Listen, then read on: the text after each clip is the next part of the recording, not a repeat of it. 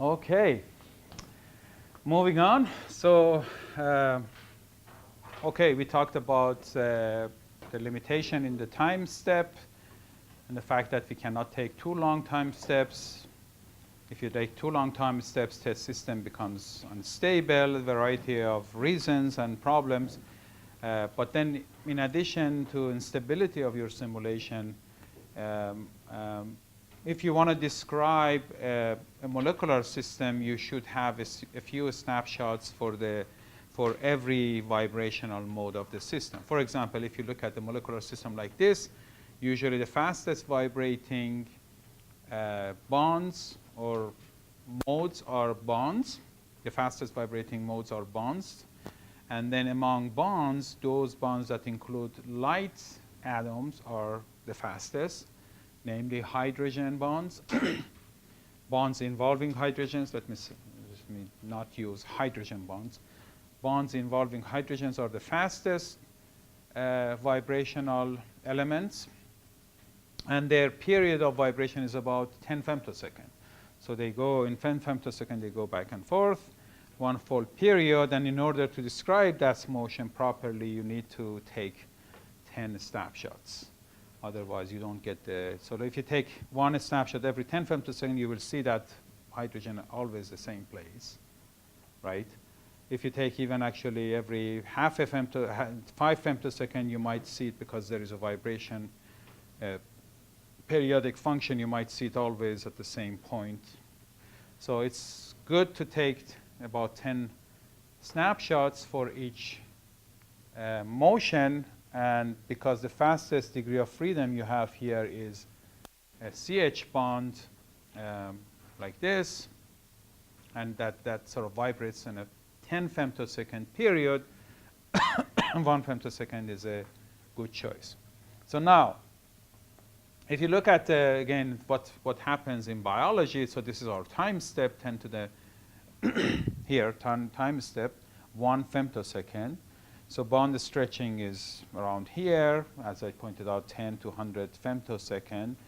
Then in a picosecond regime, you start looking at sidechain rotation on the surface of the protein. Then when you come to the nanosecond kind of time scale, then you look actually hinge bending, microsecond, excuse me. And then most of the sort of relevant biological phenomena happen on a microsecond or longer time step. So these are the numbers you see here are kind of approximation. If I can do 1 nanosecond of simulation every day, then in order to do a microsecond simulation, it would take a year or 3 years to be able to do that. But nowadays, so you can easily go to 20, 50, even 100 nanosecond of simulation every day. So we are reaching nicely here. If you use a specialized hardware like Anton, you can easily do many microseconds every day, so you will be more in this regime. But the point is really a lot of interesting biologically relevant phenomena are in this regime. So we do whatever we can to increase the time scale of our simulation. So one way is, for example, because these hydrogens are very light and they are moving too fast, so we can somehow have a different representation of the molecular system and get rid of the hydrogens. For example, you can say, I'm going to include these hydrogens into their heavy atoms and just have this carbon weighing 3 units more, this carbon 1, this oxygen doesn't have to worry about. So by removing the hydrogens, you can actually now get rid of the fastest degree of freedom, and maybe you can go to 2 or 3 femtosecond time steps. Or if you say, okay, I'm going to prevent them from too much stretching by restraining them. There are algorithms that constrain bonds, including hydrogen, Radel, Shake. These are some algorithms that are implemented in the program. And therefore, when you do that, then you don't have to worry about this very fast vibrating mode. you can easily go from 1 femtosecond to 2 femtosecond, double the time scale that you cover with the same compute. There are really some overhead costs by including these algorithms, but in total you will gain some. So there are other methods also to try to accelerate the system. This is the beginning of coarse graining the system. So instead of having hydrogen explicitly, we can bag them together in one particle and make it a sort of coarse grain model. But you can do it at a higher coarseness. So let's say, what about if I just have for the whole backbone here, I will have one particle. For the whole side chain, I will have one particle. Now you have 2 particles instead of 10 or 15. Plus, you don't have all these light particles that give you these very fast vibrating modes. So by doing that, you will decrease the number of particles, and you can also take much longer time steps. Instead of 1 femtosecond, you can now go to 20 femtosecond time steps. So that way the time scale increases significantly, but of course you lose the chemical details. So you don't have this hydrogen bond anymore. So that's the trade-off. But anyway, so now I think we talked about this already on the first slide I had. So again, initial coordinates might be bad, high energy. You minimize them, cool them, and then you thermalize the system. You start crossing the barriers. And here in the first basin, you found, in this picture, you found the global minimum.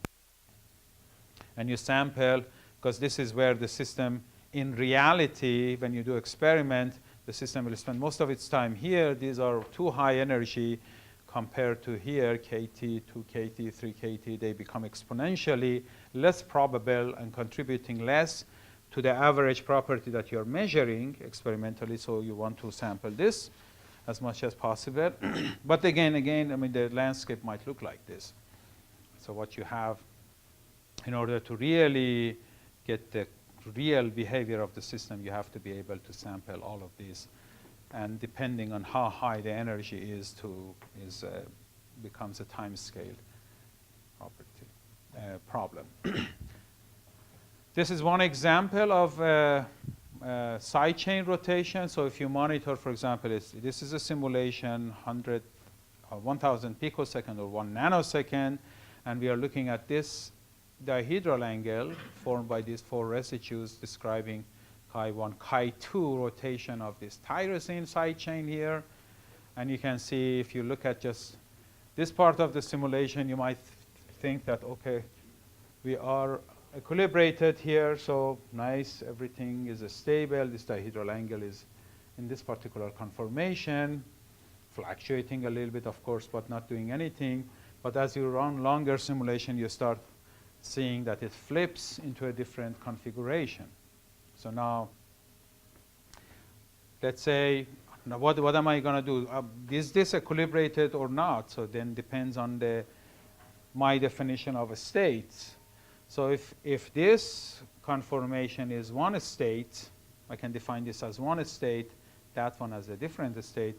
For this state, I think I have, for this basin, I have an equilibrium system, sort of it is fluctuating. But if I want to consider both states in my ensemble, this system is not equilibrated. You need to run this long enough to see back and forth transition between these 2 states, enough back and forth so you can claim that the system has had enough time to go from one basin to the other, and then the probabilities of correct, and you can even compare the probabilities to say something about the free energy difference between these 2 states.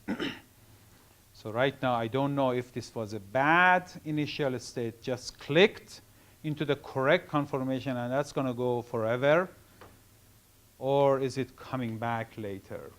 So I can't say based on this. And if sometimes I have seen some people trying to say, if I look at my simulation, now 80% of the time is in this state, 20% of the time is in that state, and then therefore the free energy difference of this should be a lower energy state, this should be higher energy, but as you can imagine, if you run this longer, you might have a different probability distribution. So you should be careful. Even if it sort of stays there, once you come back, you don't have enough transition between the two states to say something. You see, I mean, you have some little transition here. You have to define your state, what is up, what is down. So really defining the states, defining the reaction coordinate is something that you should do, and it can be non-trivial in many cases. Actually, we talked about this already, so that's a repeated slide. So another thing, actually, another step that we do quite often is the solvation. So you might wonder why solvating the system increases the size of the system, the number of particles increase in the system because you add solvent molecules. But I think it has been probably the most common way of simulating a lot of biological systems, especially since dealing with larger molecular systems is easier on parallel computers. If you have a lot of nodes, your simulation scales much better. So, and if you don't have the solvent, of course, again, it depends on the level of details. If you have a very coarse-grained system, maybe you don't care too much about explicit solvent molecules. You can have implicit solvent molecules in the molecular system, in your simulation system. But if you are dealing with, heavily charged systems, like DNA, ions are important. Obviously, solvent becomes important. So we have a lot of implicit solvent models available, but they have become less popular because there are lots of approximations in them that are difficult, like what is the dielectric constant of different regions of the system, and how do you define the regions, what is protein, what is membrane, what is solution. These are not trivial. It becomes very complicated. And as I pointed out, adding solvent is not too expensive, especially on supercomputers and clusters of computers. So that's why explicit water and solvent has become the more common representation. So there are implicit solvents. I mean, if you have a huge system in which it makes a huge difference to replace explicit water with implicit, then you can do that. Sometimes you can have hybrid systems. Let's say I would like to have a little shell of water around my protein just to make sure that the protein is not completely naked and I don't have crazy electrostatic interactions on the surface, but then the rest of the box can be treated using a continuum description or implicit treatment. In some cases, we have membranes. So and again, this is also something that increases the complexity and the size of the system. But again, lipids have been sort of shown to play really important roles. It's not just a low dielectric environment for your protein. We started to learn that they are playing explicit roles. I showed you the movie about the ion permeation through the space between lipids and proteins. So they are playing roles, and it's just a matter of time for us to learn that they are playing role in most membrane proteins probably. There are specific lipids that interact directly with the protein, participating in the mechanism. Sometimes they are almost part of the protein structure. There are some mitochondrial proteins that are so tightly bound to cardiolipin, you have to boil the protein to get them separated, and they don't work if you don't have enough cardiolipin. So the lipids are almost part of the protein structure. So they are playing important roles, and this would be really the most realistic representation of the system. So I talked about this again. So the initial positions come from PDB, or you put together a model using Charm GUI or your own script, Solvate in VMD. But you also need to have initial velocities. And for that, so we are using a probability distribution of velocities in a way that it matches the temperature that we want to simulate. And this comes from the, excuse me, sort of Maxwell distribution of atomic velocities, in which your temperature here is included, and that by adjusting the temperature, you can get the kind of distribution that you would like. And from this probability distribution, then you randomly assign these velocities to the atoms in the molecular system. This has to be done only in the beginning of the simulation, because then at a later time, every time you are calculating your velocity based on the initial velocity and the acceleration. So these files are saved in NAMD runs. You can tell the program to save these files every so often. So you specify that. Of course, saving them too often slows down. You don't want to do that. But saving them, I mean, I don't know, about 1,000 steps or so might not be a bad idea. These are the restart files. You save the coordinates and the velocities, and these are the two things that you need to continue the simulation. So oftentimes you can only run for a few hours, for 1 day, 2 days on the computer queue or the supercomputer that you have access to. So it's good to have these restart files so you can continue the same simulation with the same exact velocities and positions. Yeah. You get the same position as a nanosecond out if you use the same starting files? So there is, again, I mean, there are not exactly the same. So there are a couple of things. So that we have some random terms coming in that shake things. And then also there are, at the level of sort of hardware and rounding, there could be some errors there. But for the most part, I think actually these are, except for the noise term in the Langevin part, these are pretty deterministic. So you can,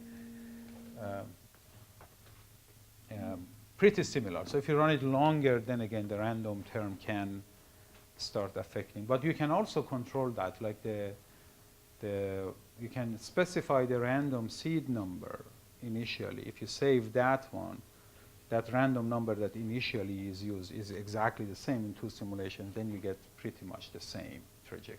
That's right.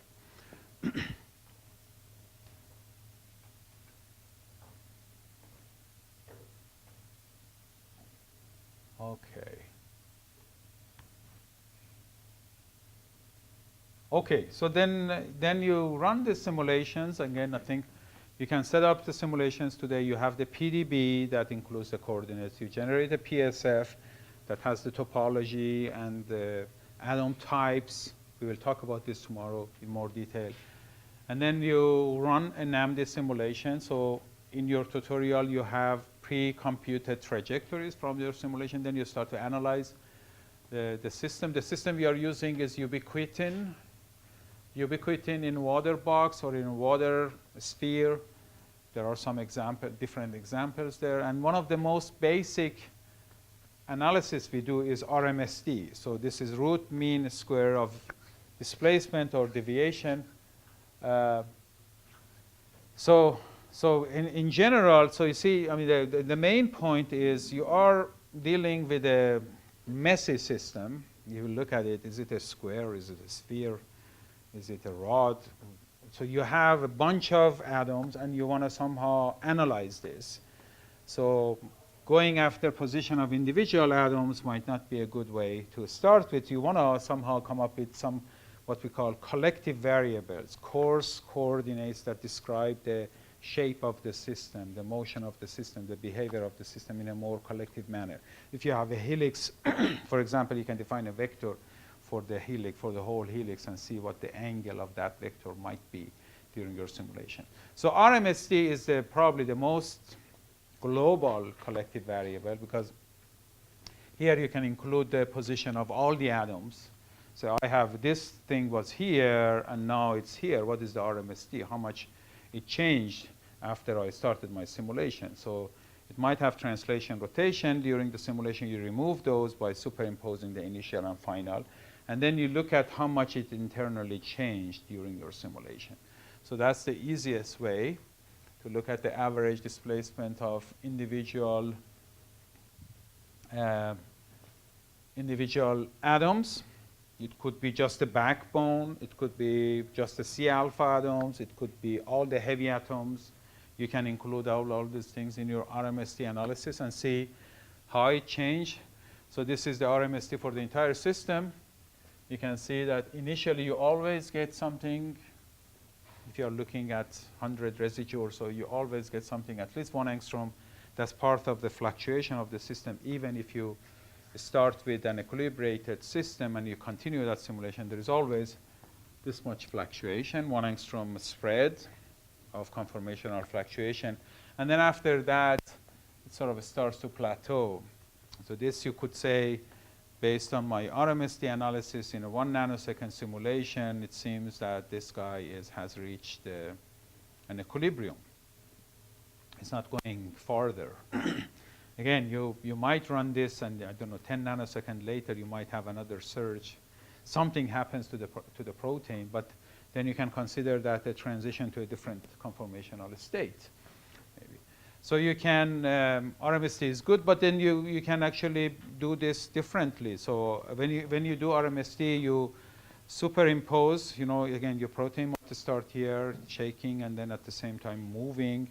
You superimpose the entire protein on the initial conformation and see how much it internally changed. So now you might want to see maybe that doesn't quite capture the motion between the domains of the protein. Like, let's say initially I was like this, at the end I was like that. If I superimpose these two, I see the global change average over the entire protein structure. But maybe this motion was mostly about this might be a better example. Maybe I have a flap that closes and opens.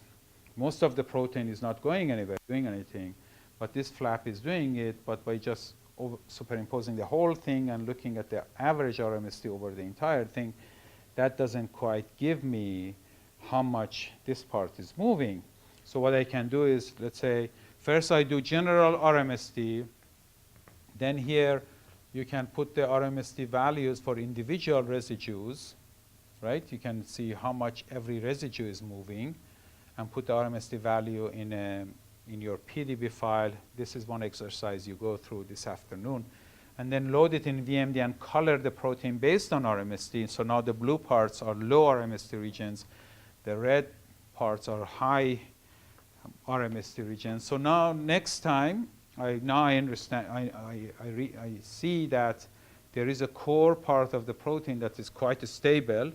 I can use that as a reference for my superposition, for my alignment. So now I use all the trajectory, use this core part, superimpose them based on this, and then I can capture this motion much better for my paper. So RMSD of this domain with respect to the core domain was 5 angstroms. Whereas if you do the entire RMSD, you might get 1 angstrom because it's diluted. So that way you can actually present what you think is happening much better. So for the analysis part, there is a lot of information that you can just simply see by just looking at the system. That's a very powerful way of analyzing the system. And it's not just about making nice movies and nice figures. Your visual cortex is so powerful in seeing a lot of things. And these are very complex systems. It's impossible to script everything. So you watch the simulation in VMD, you watch your trajectory, you might say, oh, I've been always interested in this part I'm analyzing, but maybe something is happening here that you have been missing. By just looking at it, turning it around and watching your trajectory, you might notice something quickly. And then, but that's not enough, because then that might be human error. Then you have to quantify that. So you find this flap, and then you put a data, a graph there that shows what is happening. Then you put together an initial conformation, final conformation, and a data set together in one nice figure for your paper. If you just put that one there, maybe I read your paper, I have no idea what that part of the protein is. What does it mean? Oh, there is a part in the protein that is moving, but what is it? Where is it? It doesn't tell me enough information. So the combination of a sort of graphics, molecular images, and data proving that the phenomenon, what you think you have found is real, is very powerful here. Okay, so you can, RMSD is the most global, but then you can also define these collective variables for different portions. So let's look at this helix. Does it remain helical? I can have a helical property of this quantified in VMD and plot it over time, show it's stable or it bends. What is the orientation of the helix with respect to the core of the protein? In my transporter system, what's the orientation of this? So I can come up with different sets of collective variables to describe this very complex 3N system in a more human understandable manner. That's the art part. So that's what I was telling you. So you can get the RMSDs per residue. There are utilities in VMD that allows you to do that, and then color your protein based on this. An example of this is potassium channel. So now if I look at the I can look at the entire protein RMSD, which is the whole thing. Also looking at the selectivity filter separately to see if something is happening to the selectivity filter separately. You can distinguish between these different types of RMSDs and what they might mean. And again, this is an example in which we are looking at residues, per residue RMSD. So the helical parts, what are the helical parts? The N and C termini, so these are flexible regions, they move a lot. And then there is a loop in the middle that also moves more. So everything else is pretty stable, below 1 angstrom RMSD, which means all the helices and the selectivity filter are pretty stable. Okay, so I decided the second part I would like to talk about a few ways that we have been trying to battle the time scale fight. So there are, I'm going to talk about two different classes. One is doing non-equilibrium MD simulation instead of waiting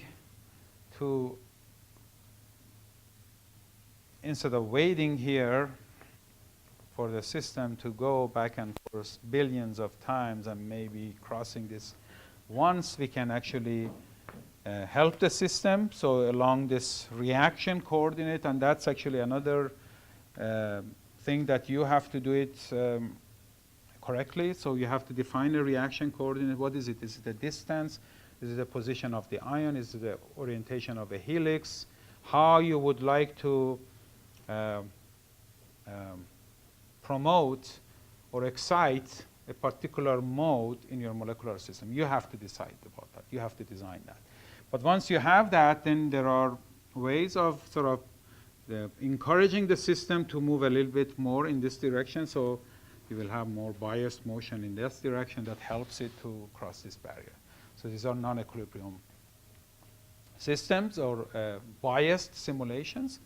And then we have also reduced representations in which, first of all, this coarseness is going to go away. You are going to have much shallower energy wells.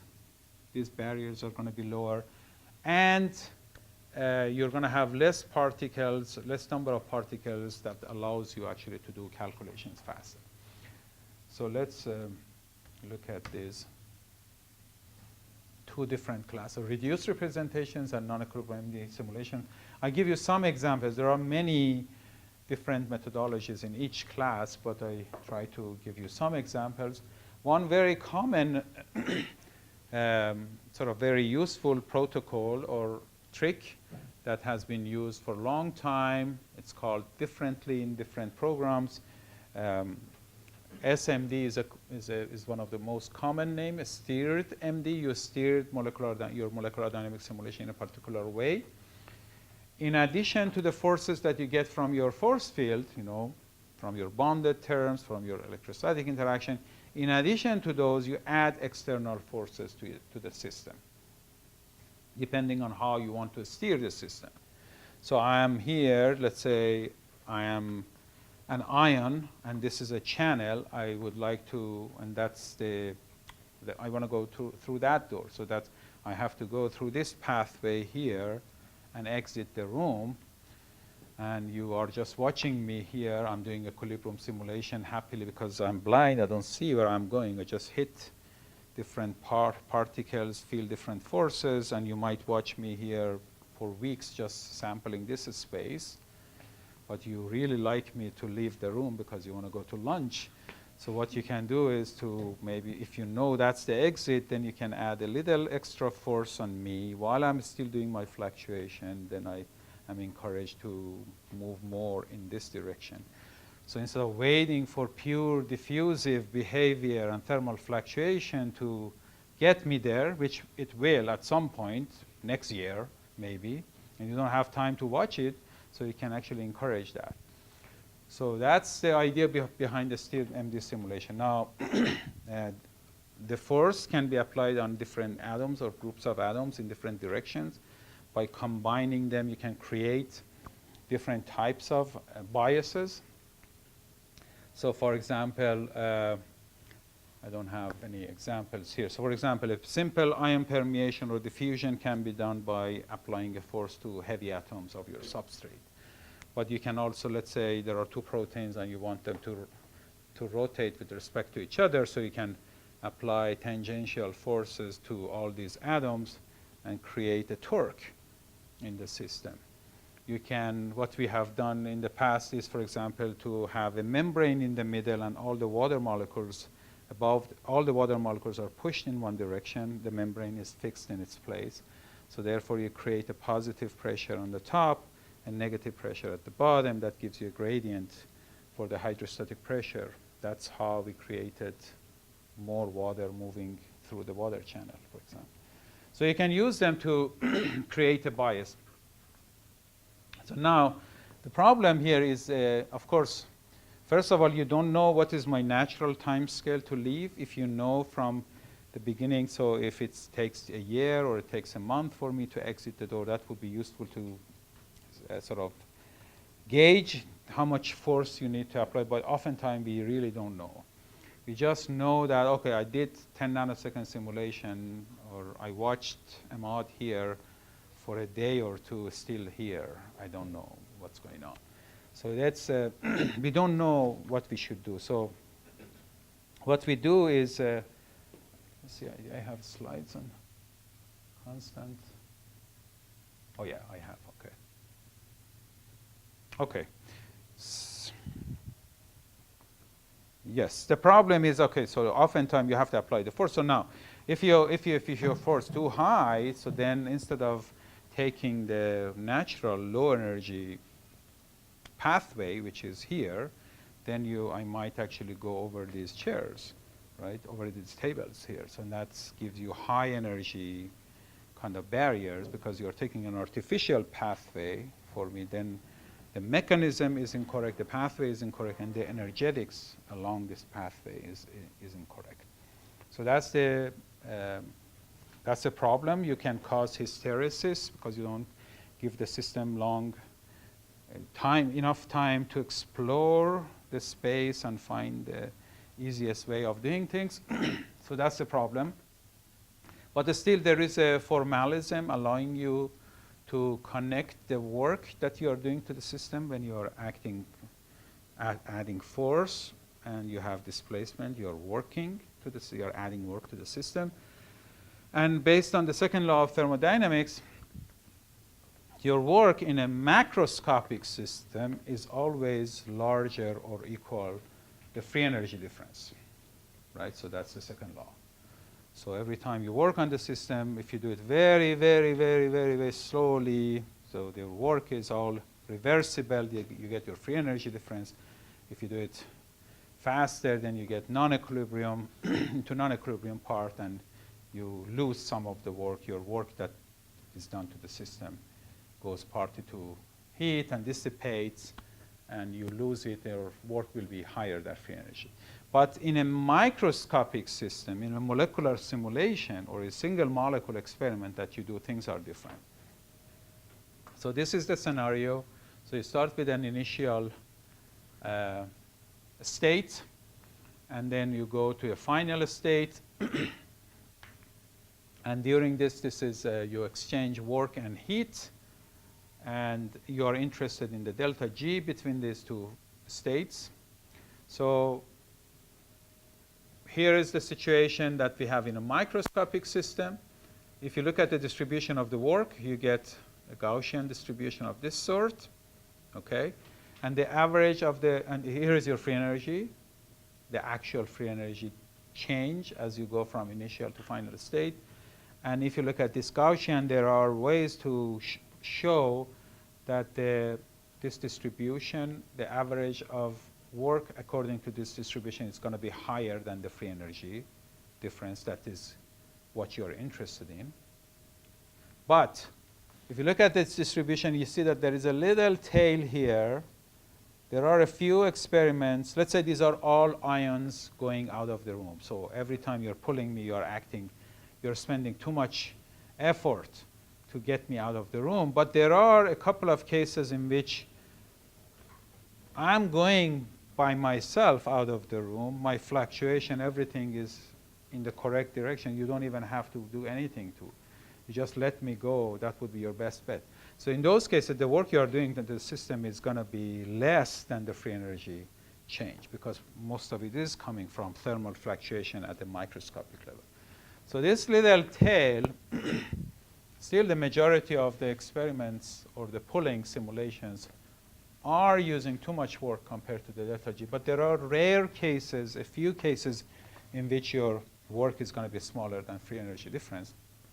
So instead of looking at the work value, if you look at the exponential distribution, then there is a match between the exponential of the work average, exponential average, and the free energy exactly. So there is a formalism showing that this equality exists. And this is because this negative exponential minus beta W is dominated, it's a negative exponent. Therefore, it's dominated by small values of W, meaning these guys. So these guys are, the W's are small, then this exponential becomes a larger number, and they dominate this average. So if you run, if you repeat this simulation, or if you repeat this experiment enough to sample this part of the distribution, then this formalism allows you to get exactly the free energy difference, which is your ultimate goal, to describe the free energy change of the process. That's usually the goal. So you can get that from non-equilibrium processes. So this was theoretically shown in a series of papers. These are the two last ones. Sometimes it's referred to as Jarzynski's identity. It was also experimentally proven by Bustamante's group. They pulled a stretch of nucleic acid DNA, I think, experimentally using single molecules. And they showed that you can get the free energy within 0.5 kilocalorie per mole for that unfolding process from non-equilibrium. They did a lot of fast pulling, and then they had one very slow pulling that gives you the actual free energy, and then you can show that. But they repeated this hundreds or 500 times. So now in simulations, you can do, if you can do this process many, many times, then you have the formalism in place to get the free energy. But again, as you see, so this is only possible from many, many, many repeated non-equilibrium simulations. So again, this many, many, many is you're changing the sampling problem from one form to another. So instead of doing this, watching me for a year, you probably have to watch me in a biased manner for maybe 1,000 days or something like that. The sampling issue is sort of still there. It provides us with a formalism to do things a little bit better, but I think the sampling issue is still there. So when can we use, why are we talking about this? Again, lots of processes cannot be simulated. You cannot watch me for a year to leave the room here. So what can you do? Either you can give up and say, I'm not going to study this process. There's nothing I can do. It's too slow. Or you can say, OK, so let's look at the biased simulation. Let's promote, encourage them out to leave the room, and then see what happens. And based on that, we might get some actually idea about the path. I might indeed, even though you are pulling, I might indeed take the right pathway. So you have at least a little bit better sampling of the space instead of just watching me in front of the podium here. So you sample a little bit more of the space. You can maybe start one of the systems. I will be over there. You start a simulation there, do some equilibrium simulation, and sample a little bit better. So you have a chance to explore the system better. Now, this is just one example comparing two water channels. One of them is a pure water channel, only allowing water to go. The other one is a aqua glyceroporine, meaning that it's, in addition to water, it also allows glycerol to go through the channel. So we wanted to compare these two systems. In the case of water permeation, that was easy. It just happened in a few nanoseconds because water, you have a lot of water molecules in the system. What's the concentration of water? I'm just buying some time to drink some water. What? 55 molar. And what's the concentration of most solutes in biology? 100 millimolar. So there is a, what is it? 550 times more water there is in the system. So you have a lot of water molecules. It's small. It just goes through the channel on its own. But for glycerol, even if you go very high concentration, so you might reach hundreds of millimoles, and it's much larger, and it has a hard time to go through the channel. So we see water permeation on its own. I showed you the movie. But for glycerol, it doesn't happen. So what can we do? We decided to do glycerol permeation through a glycerol channel. Just pull it through the system. And we decided to also repeat it for this channel. We know it shouldn't take place, but we would like to induce this artificial process and see if we can compare the energetics of the two processes. That's one way of finding out where are the high barrier regions, where are the constriction regions. Is it electrostatic? Is it mechanical? What is it that allows this channel to be a glycerol channel, but the other one doesn't? I already have the answer here for you, but so this is, by the way, for those of you who are looking at channels, these are representations created by the program HOLE, H-O-L-E, that places the spheres according to a particular algorithm, and then at the end it gives you this sort of bunch of spheres. You can load it into VMD. It also gives you the radius profile, telling you how wide your pore is at any particular Z. So we did the simulation, and now I'm talking about the different protocols for SMD, state MD. You have to apply a force. So now, should I apply a force of 10 piconewton on a mouse, or 100, or 1,000 piconewton to make sure that he leaves the room before lunch? That's your limited time scale that you can simulate. I can simulate my system 100 nanoseconds. This is my allocation on my cluster. It takes me a week. I know that from my benchmark. So what should I do to make sure that my event takes place in 100 nanoseconds? So if you want to use a constant force, you never know because you don't know. You have no idea about how slow this process is or how large the barrier down the road is. You don't know. So the constant force, and we have non-constant force, 250 piconewton in this case, for example, and it worked for this case. You can see how it behaves. This is the time versus displacement. And you can see it just sort of moves to here, gets stuck a little bit here. There is another barrier here, a large barrier here. It spends a lot of time to try to cross that barrier. So every point it feels the same force. It might be too large. Maybe you didn't have to apply 250 piconewton. Maybe I would go with 20 piconewton, so which would be more natural, less artificial. So that's a little bit difficult. You might do it for other purposes. The better protocol is what we call constant velocity. This is constant force. This one we call constant velocity, or CV SMD, in which I would like to look at it as a variable force. This is constant force. This is variable force. I would like to have a protocol in which I slowly increase the force higher, higher, higher, until the system complies or the system follows. So how can I do that? So instead of pulling them out directly, you can connect a little spring to me with a particular force constant and then pull the other end of the spring at a constant velocity. So if I'm not following, you keep stretching the spring, increasing the force acting on me. But if I'm following, you don't, right? And as soon as I cross a barrier and I come close to your pulling point, spring shrinks and your force goes down. So in a very nice manner, with a little trick, by using this spring, you can really adjust the force very nicely. So you just increase it as much as necessary. Once you reach a good force for me to cross the first barrier, I start to follow, and the force drops. So this is the most common way of applying SMD in NAMD. Plus, you can actually adjust. OK, I have 100 nanosecond, and from here to there is 30 angstroms.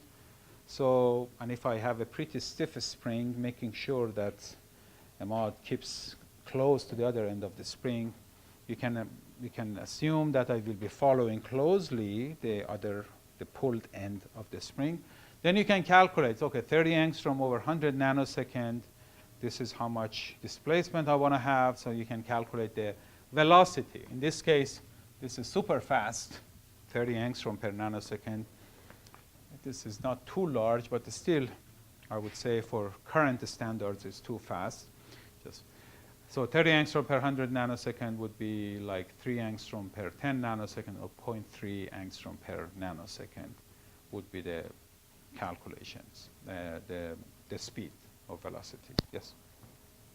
Do you pull from like the other side of the membrane? You allow it to choose its own path, or do you have to pull it locally and you determine the path as you pull? That's a very good question. So in this case, we are lucky because even though it's a little tilted, the pathway, but so more or less, the largest component is the membrane normal. So we just define a force along Z, the membrane normal, and it's free to move in XY direction. If you don't do it too fast, I'm still free to do and find my way, follow the pathway more or less. But then you might have actually a pathway that is curved linear. It's binding of a drug to a binding pocket. Maybe it has to go this way. That becomes actually really difficult. What is the direction of the force I should apply? So people have tried to come up with sort of smart ways of defining, maybe trying a few different ways and see which way is opener to follow that. So there are ways of trying to come up with a better pathway or better pooling protocol, but it's non-trivial. So you need to have some idea. You have to design it yourself.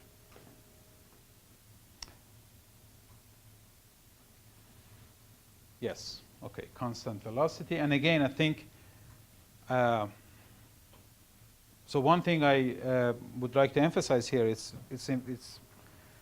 it's very useful if you have multiple simulations, right? So for a long time, and I think this is still true, if you're doing a mega large simulation, one simulation would be still acceptable. But for the majority of the system, a single simulation is not enough. So these are microscopic processes are stochastic because of all the noise and everything. So you might see something in one simulation that doesn't happen at all in 9 other simulations. So it's very useful to repeat the simulations at least once to make sure that it is reproducible. People have done this experimentally for a long time. So you need to have N, to make sure that this wasn't a random process taking place in one simulation. So that's one thing to keep in mind, especially if you are doing non-equilibrium simulations like of this sort. And you are applying additional forces, you're introducing a lot of hysteresis, I repeat. So you might get me over these tables, and then so here is the pathway of permeation. If you pull hard enough, this glycerol can go through this space between the helices out. If you push hard enough, of course, it's soft matter, it opens up and you go through. But this is not the correct pathway for you. So it's very important to repeat simulations, even if it's equilibrium simulations, to have 2 copies, 3 copies. If you can afford 4 or 5 copies, that would be nice. I think the time of single simulation papers is long gone, so you have to have more. So that's for sure. But sometimes you observe something interesting in one simulation. It might not repeat in other simulations, but you really feel that it's right because you can explain it, you can understand it, it fits the mechanism. Don't discard it completely because it didn't happen in other simulations. You can still sort of, if you understand it, if you can substantiate that and connect it to the mechanism, you can still report it. You have done 5 simulations, it didn't repeat, you have done your part, but still you think that might be actually an interesting phenomenon. I think I wouldn't discard it because again, because of a stochasticity, so a process on the average, let's say, takes place in 100 nanoseconds. We say the average time scale of residual flipping is 100 nanoseconds, or domain flipping 100 nanoseconds. But if you do simulations, a large number of simulations, there is a possibility that in some simulation it takes place in 1 nanosecond. There is a small tail of the distribution in which this happens because you have the right direction of the movement of the right atom, this just flips. So in other simulations, it might take a microsecond. On the average, you have it 100 nanoseconds. That's the time scale for the process. That's what you can characterize experimentally probably. But it could happen much, much faster. So it can. You might be lucky in your second simulation, something interesting happens. Try to reproduce it, but even if you can't reproduce it, don't completely discard it if it's mechanistically relevant. Maybe then you can bias it. Maybe then you can try to reproduce the same phenomena using biased simulations and maybe look at the energies, free energies. So you might be in the, let me go back to my landscape if I can. Yeah, so you might be, let's say, so this might be a second state. So here, let's say we have the 2-state system, and for the most of the simulations you do, you're staying here, seeing nothing, but then you are lucky in one of the simulations, not simulation 1 or simulation number 3, it just happened that you had the right momenta for everything to just cross this barrier and come here, but it never happened again. So now, okay, I did it 5 times, I can get it again, but now I can use bias simulations or even free energy calculations. And if you do free energy calculations, when enhanced sampling, you force the system to visit here. You keep it here. Keep it here. This is umbrella sampling I'm talking. You put an umbrella, bias it to stay here. Then you move your umbrella next. Make sure that it samples this region. Make sure that it samples this region, and so on and so forth. By having a series of umbrellas, you make sure that your system along the reaction coordinate has sampled all the points. So then you can have you can then discount for this external bias that you're applying and calculate the underlying free energy for each piece and then put them together to get the entire free energy profile. So when you do that, then you say, oh yeah, there is another basin here. There is another state there that wasn't easy to access. Only by luck, one of my simulations got there. But when I do my free energy calculations, then I can show that it exists, the energy is low, etc.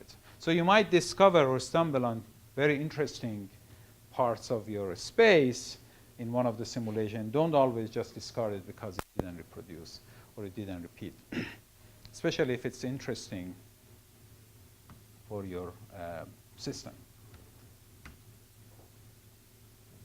Okay.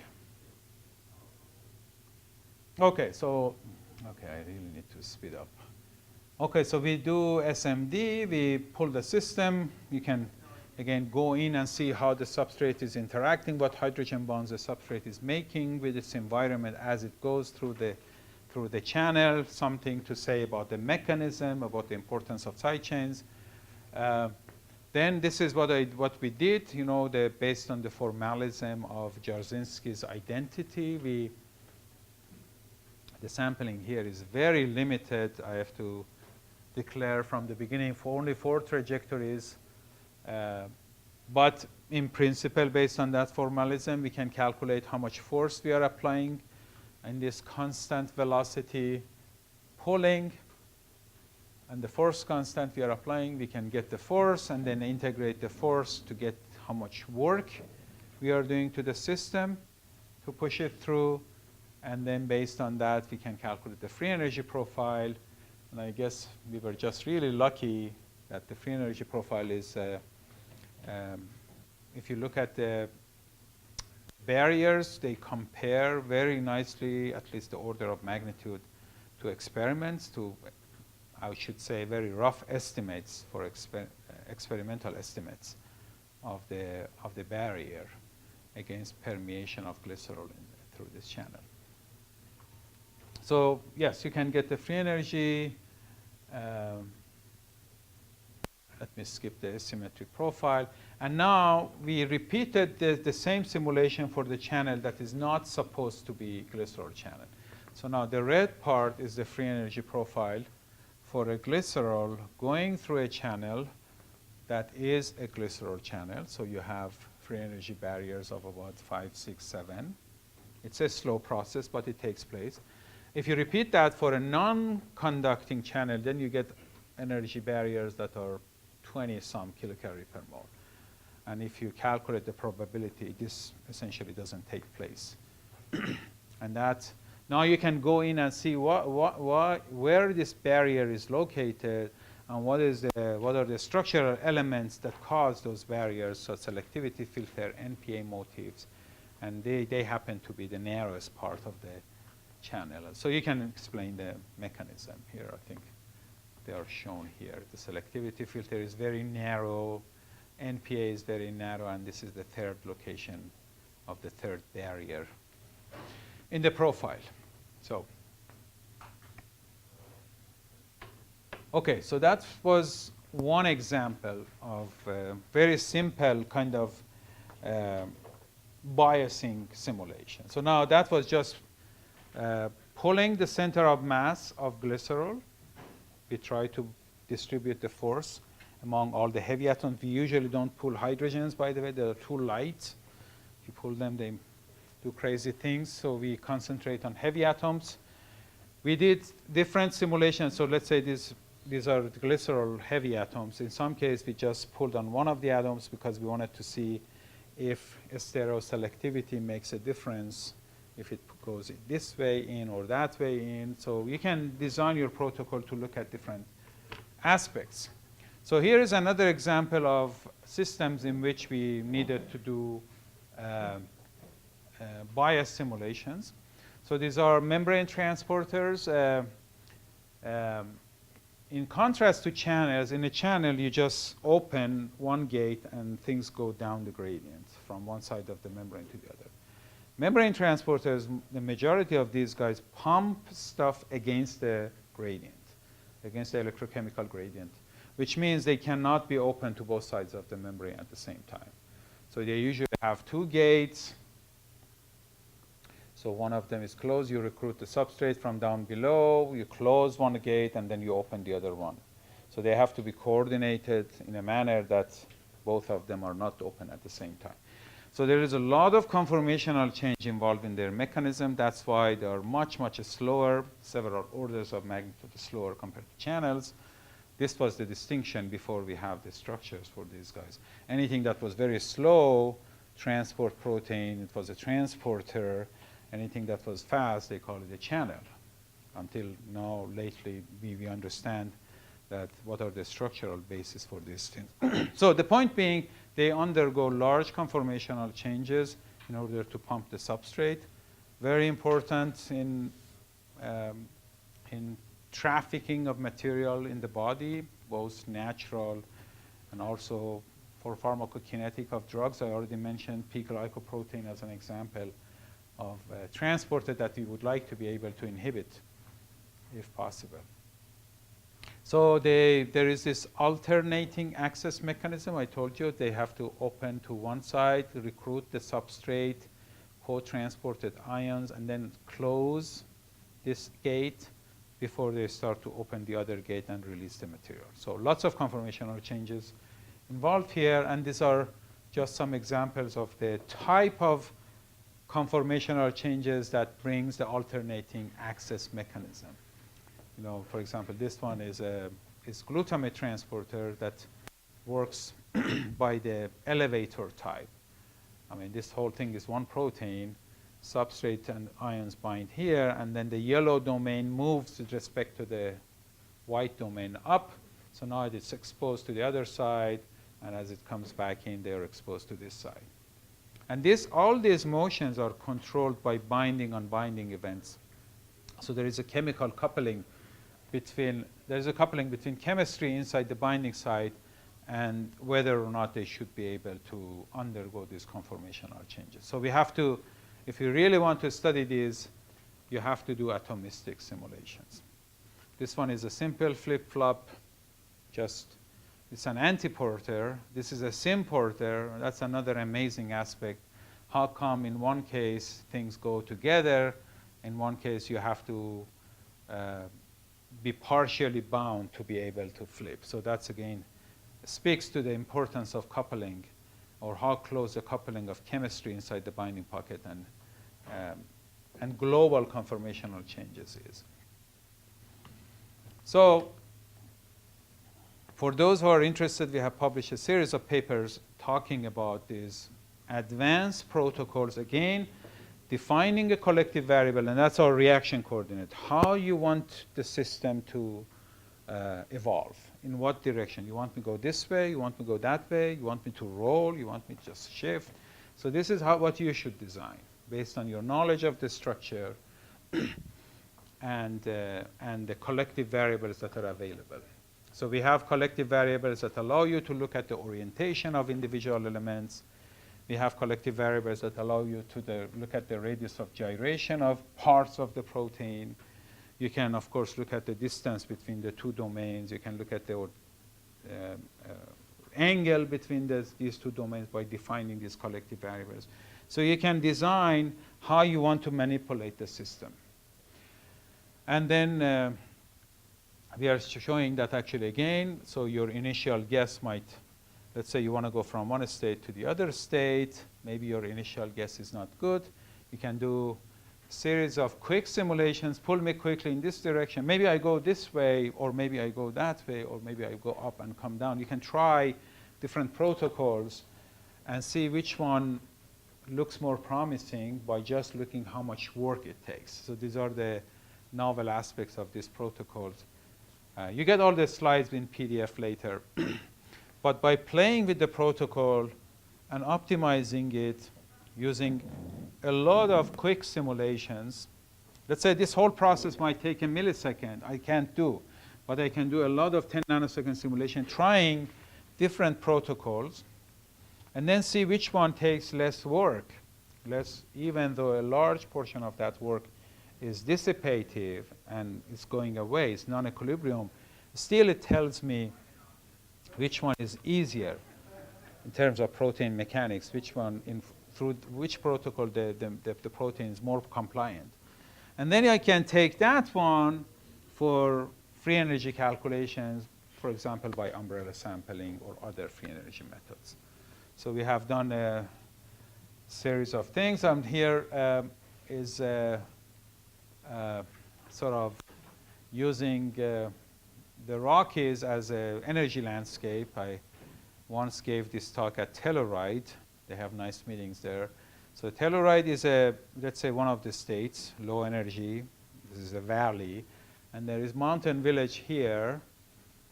This is another valley. So if you want to drive, there is a road that you have to take this way, go around this peak. So this is the actual optimal transition path if you want to go from this state to that state. But your problem is that you're standing there when you're doing the simulation only having these two states from PDB. You're blind to the landscape. It's at night. You just know with your compass that the other state is somewhere there, but you don't know what path you need to take to go there. So that's why it's good to explore the system a little bit. Usually what people do, which is well-defined, is to do targeted MD. So I have to go in that direction. That's my target. So I define the RMSD between initial and final state, and then start biasing simulations in which I worked with RMSD.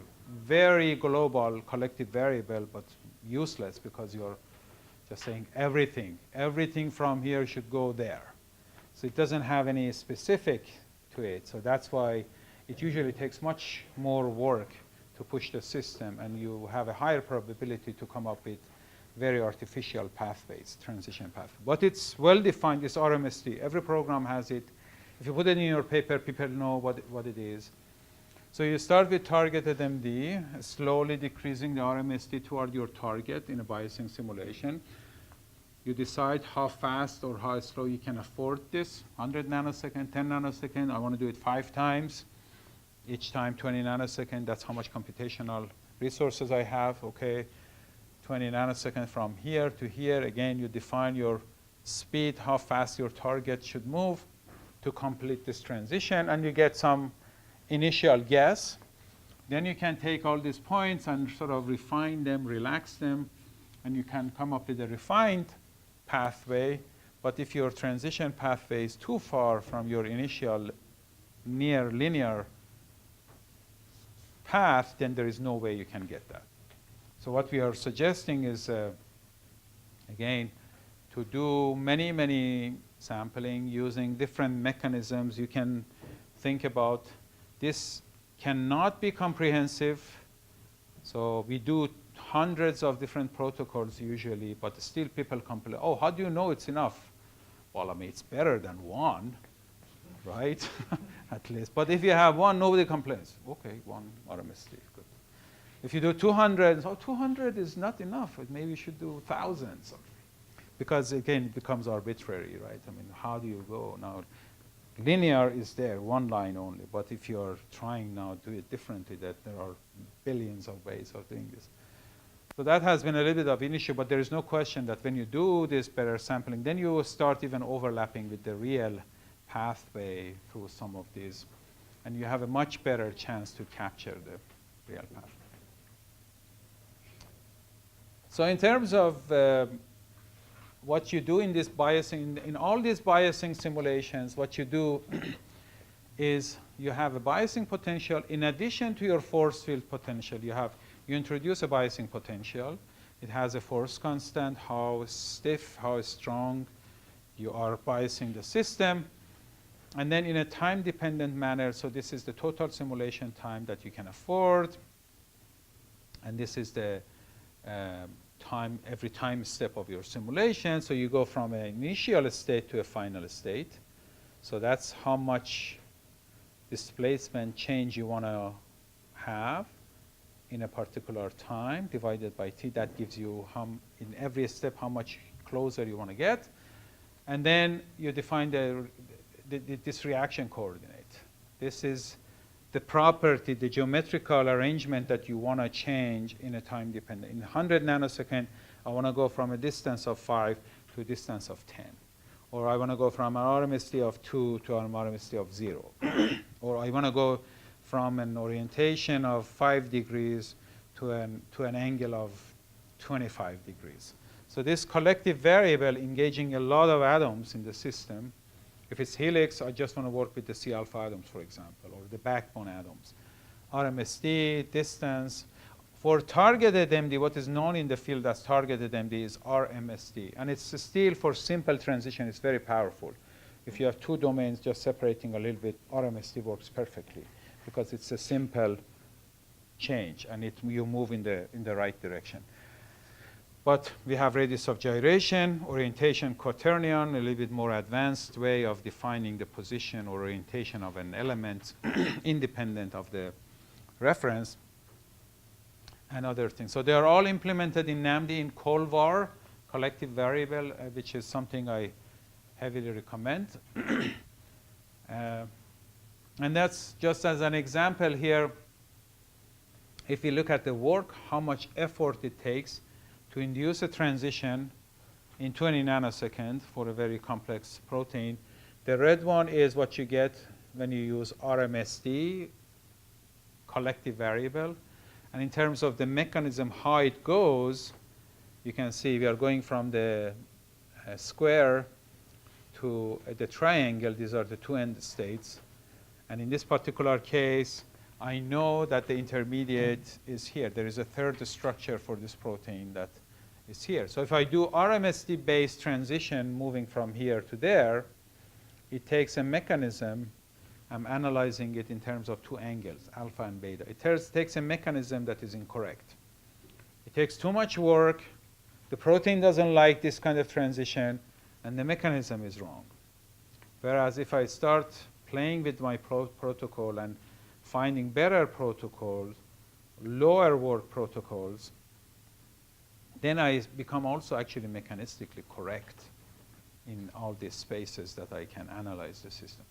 So it's I mean, now again, I repeat, doing multiple simulations is something you should always think about for a variety of reasons. Reproducing the results, one thing. You want to increase your sampling, it's much easier to run 5 simulations on supercomputers than one very long simulation. You can parallelize that better. You can submit 5 jobs in parallel. You want to sample how lipids are moving, or you want to have different arrangement of lipids around your protein. Instead of running one simulation and waiting for lipids to move, you can have 5 simulations with different initial arrangements, putting them in different parts of the configuration space initially, and then run 5 simulations each 20 nanoseconds. You get 100 nanosecond better sampling. You're worrying about the protonation state of your sidechain.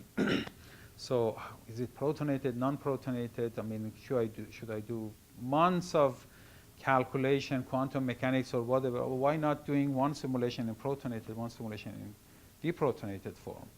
Your ligand, it should be like this or it should be like that. So just run 2 simulations.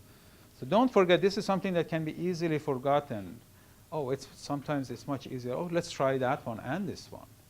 This is something that comes up a lot. So oftentimes, I mean, if you want to develop a new methodology, that's a different story.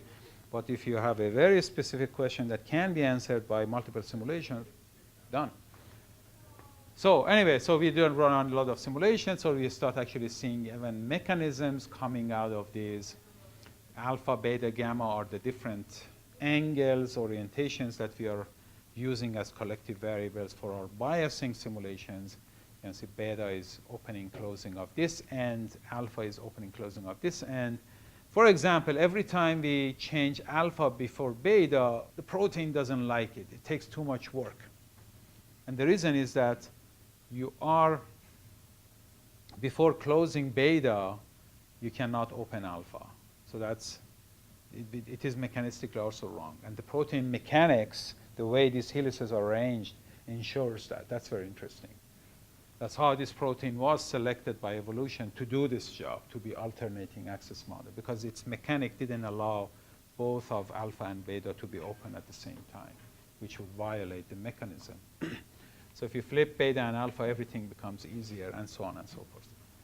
So again, and based on this, so now we have sort of what we think is the complete structural transition cycle. It includes even the rotation of these two elements with respect to each other. We call it a doorknob.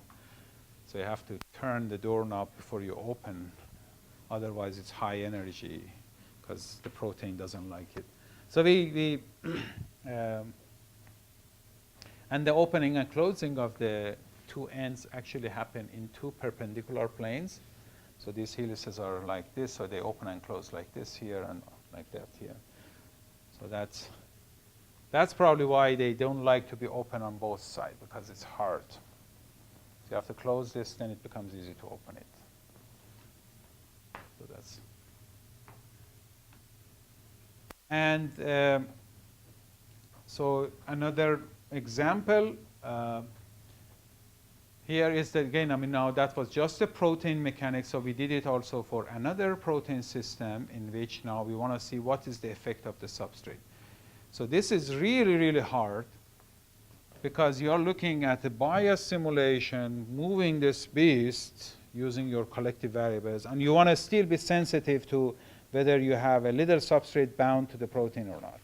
If your pathway is wrong, if you're pushing it so hard through a wrong pathway, then you lose this sensitivity. One mutation or one substrate binding doesn't make any difference. So what we did was to break down our system. Let's say apo, inward facing, outward facing. So that's one leg of the thermodynamic cycle I would like to look at. So this is just the protein mechanics going from inward facing to outward facing. So that I do using the stuff I showed you for the other protein. Then for each of these states, they can bind the substrate.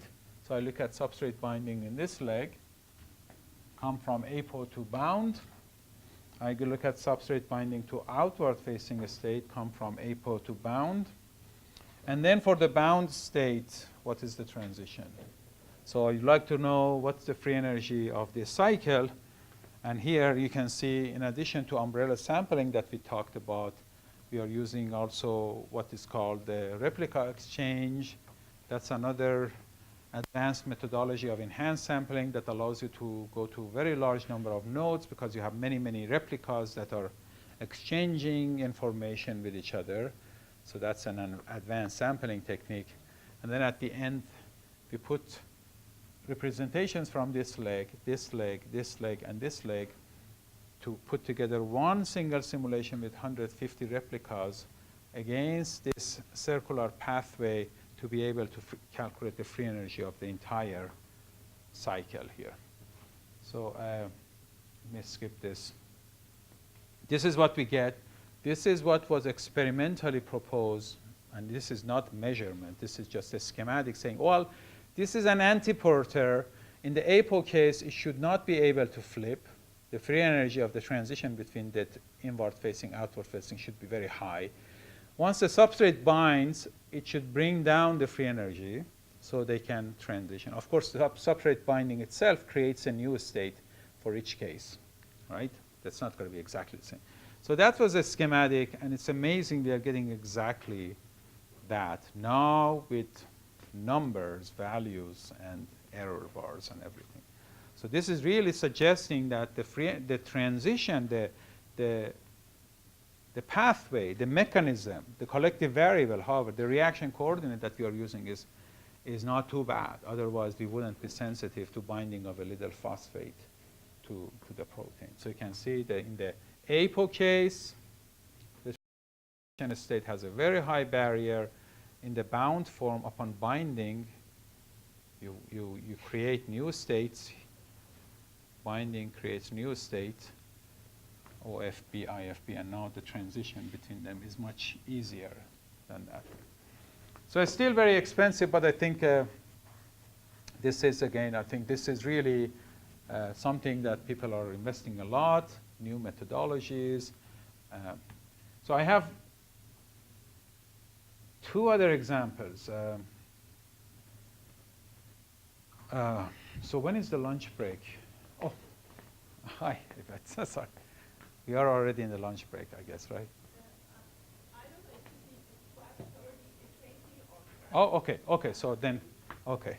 So good. So then, so now this, let me actually quickly just talk about it again, but because I think this bias simulations and non-equilibrium methodologies is something that we have to integrate. We are using them more and more.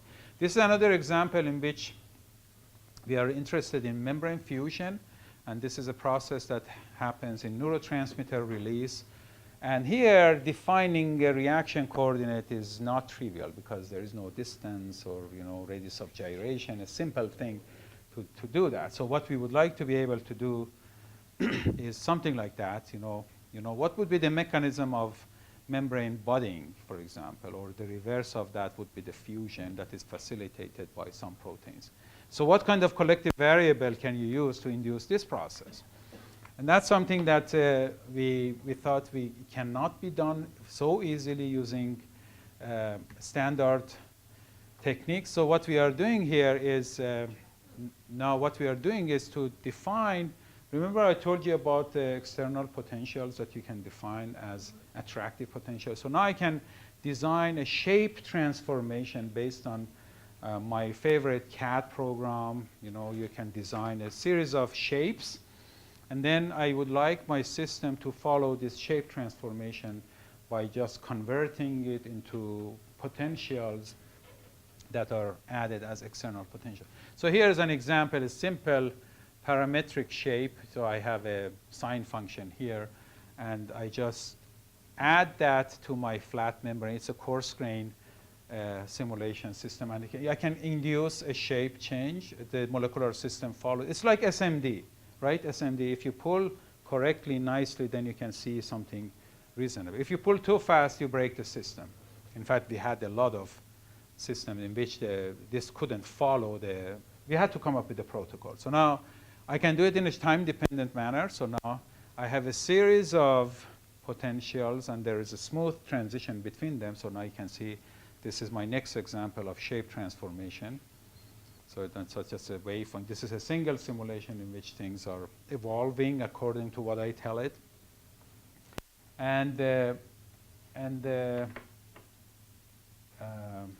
where is my, okay, so goodness, the best example I had is not here. So, but let me go back to my, so, and I have actually, this one is, ignore the left part. So this one, and I don't have this slide, unfortunately. It's a series of shape transformation in which I am going from a combination of a flat and a spherical two objects, put them together, convert them to a mesh and potential, and you can see nicely I can form a vesicle. You can even trap some ions, could be neurotransmitters or other things. So these are, again, that sort of next generation of different kind of biases that we are putting into the system, sort of in terms of time-dependent shape transformation of biases.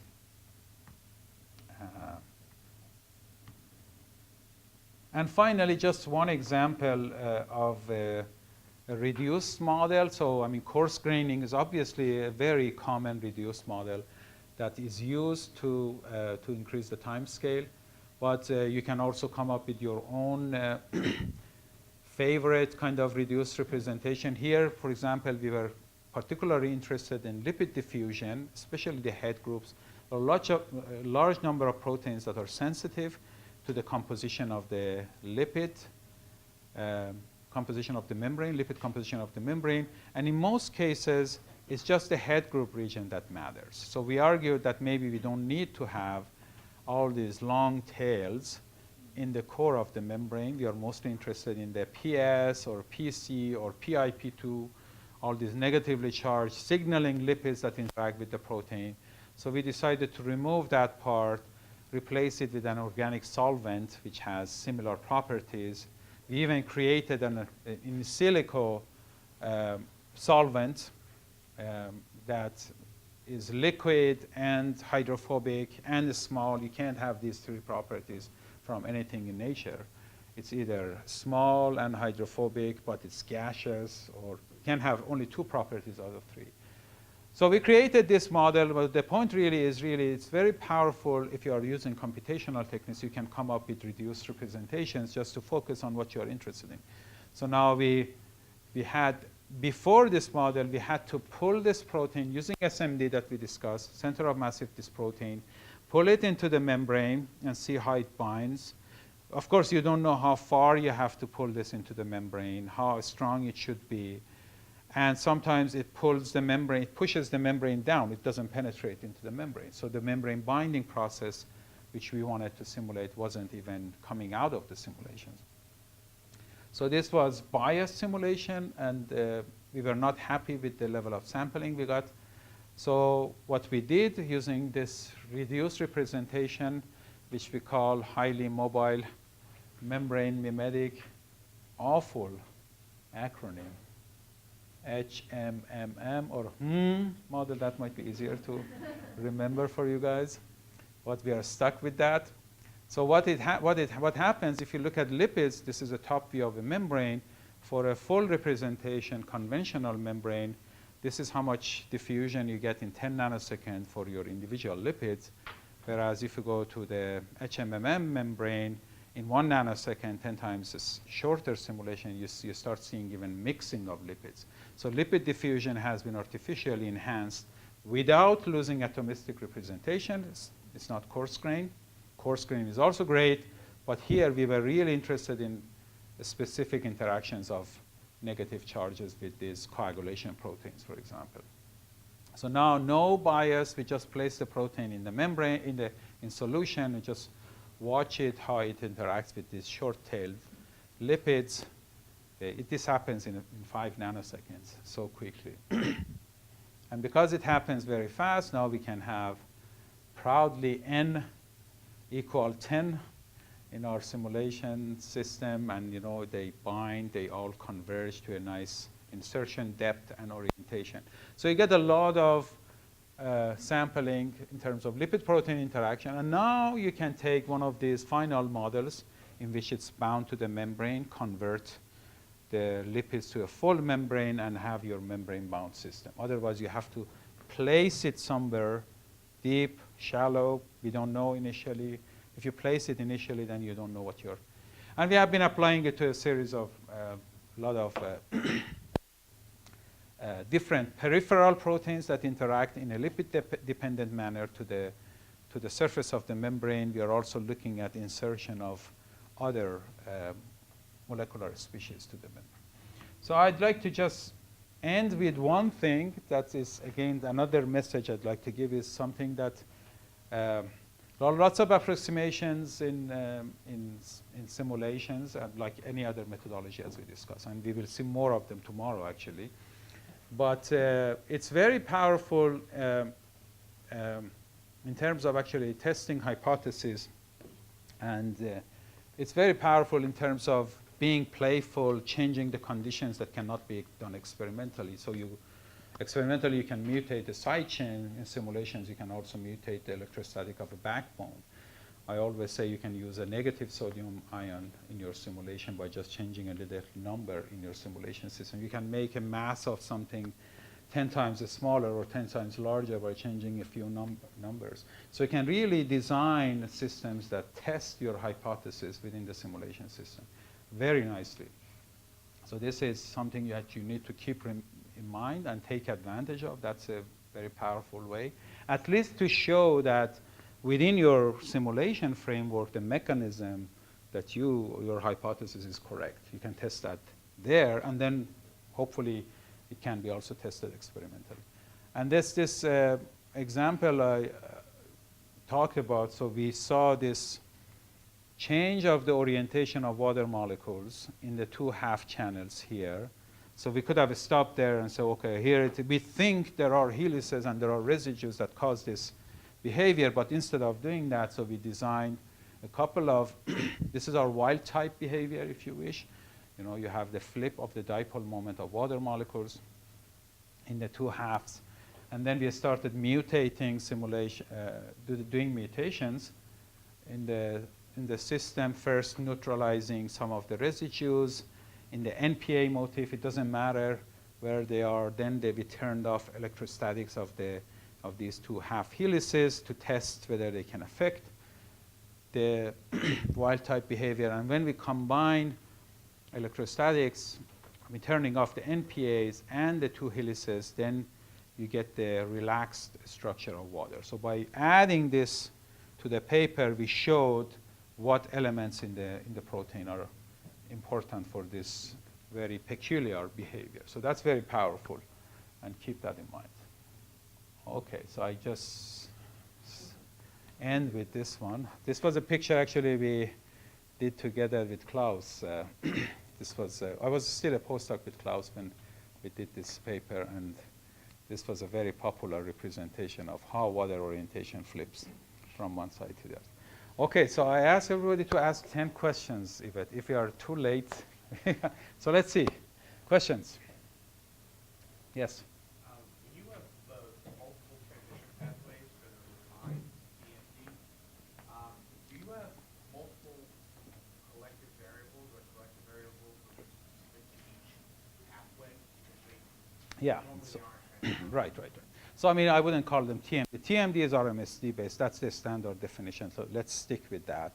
So everything else, we are using different protocols. And the protocol is a combination of collective variables, force constant, and the sequence of collective variables. Sometimes you have, let's say, alpha and beta, opening and closing of the two ends. Should we do them together? Should we do alpha first, beta next, beta first, alpha next? We call them different protocols, right? Each one of them gives you a different mechanism, different pathway, different type of transition. It could be simply force constant. Maybe this one has a high force constant, this one has a lower force constant. That's a different protocol. So we do these things. We want to make sure that our protocol creates our end state. That's number one criterion. So you should go there. If it doesn't take you there, it's of no use. But then once you're there, how much work, how much effort it took using those manipulations to go there. So then the first round you get some idea, oh, this is too hard, this is 500 kilocalorie per mole higher, forget about that. You get some idea, then you have to repeat them because these include a lot of dissipative component in them. We repeat some of them, we focus a little bit more on some of them. It's by no means comprehensive, as we discussed, but it gets you actually, every time we move away from RMSD, we get much easier ways or more compliant protein kind of transitions. Yeah? Yes? So you were talking at the end of it about mutations, like having your wild type and having the mutations, and doing the simulations for them. Are you able to do the mutations of a system that you have already run a simulation, or do you normally do the mutations in the building component before you run the simulation? We usually start from the beginning. So because again, you don't know what happened during your wild type simulations. I mean, it's easier to write the method section if you say, I started with the PDB, one wild type, and I did the mutation there and continued there. But I guess I don't see any problem if you feel for some reason, oh, you want to know a particular state that you sampled in your simulation, the second basin. You want to mutate that one as well. You don't want to wait another, 100 nanoseconds to reach there. Maybe you can have two mutation simulation, one with the initial PDB, one with that new state that you discovered, and see whether it brings it back or does something else. You can also think about scenarios in which you are interested in mutating one of the frames from your wild type trajectory. That's fine. Yeah. So we have done, for example, lipid packing takes time. For example, maybe you have spent a lot of time getting a nice packing of your lipids around the protein, and now you just want to mutate a residue inside the lumen, so it doesn't make sense to go back and repeat this microsecond. You keep the lipid shell and everything, you just you do the mutation in your equilibrated system. That's fine. 8 more, yes? I have two questions. The first one is about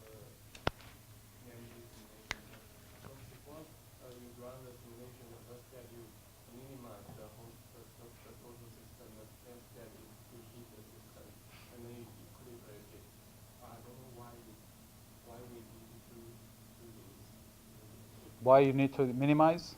Yeah, minimize heating and equilibrium, and why we do in these theories. I mean, you do minimization to remove very high force regions or hot spots that might come from your crystal structure transitioning to your force. I mean, nowadays, all the structures are kind of minimized by some force field, so it's not too bad. But a long time ago, some structures were very bad. You know, two close atoms, they would crash your simulation. You have to minimize to remove these hot spots, so to say. Is that clear? Well, then when you minimize that, then at some point you have to introduce the temperature. You have to bring kinetic energy to the system, right? So that's the thermalization. And if your system has issues, then you want to do it slowly, maybe a stepwise. Sometimes you don't even have to minimize the PDBs we have these days because they are so good and nice and relaxed. We just go and they work. If it works, it's fine. But sometimes you get stuck, and you have to minimize them a lot. You have to start with even shorter time steps to slowly let them move. You know, you have to do a lot of tricks. In the beginning, in the first picosecond, can be very tricky. The equilibration is just part of the production run. You have to let the system to sample to reach an equilibrium ensemble, right? That's part of your production kind of things. So. My second question is on the size of the water box. So directly we want to minimize the size of the water box because we want to put additional computational time to perform the additional tasks. Mm-hmm. I may wonder how do we determine the size of water box for the system? Well, I mean, the size of the system, as I tried to point out, is not too much of a problem. So again, I mean, larger systems scale much better with a larger node count. So that's usually not a major issue. So yes, you don't want to make the system too big. So what is the minimum size? Again, I think one simple rule is that you don't want the copies. You have a periodic boundary condition system, right? You don't want the copies of the same protein to see each other. So your cutoff distance is 10, 12 angstroms. So you want to make sure that there is at least 12 angstrom distance between the two proteins that are sitting in the middle, at least. So that's a simple rule, I would say. If you have a strong dipole or strong charges somewhere in one end of your protein, that becomes more important to have more water padding. But if you want me to give you a number, I would go with the cutoff distance. You don't want the copies to be closer than 12 angstrom because then they start seeing each other in the direct part of the electrostatic. Yeah. Thank you. This has been great, but we have a photographer who Oh, right. our group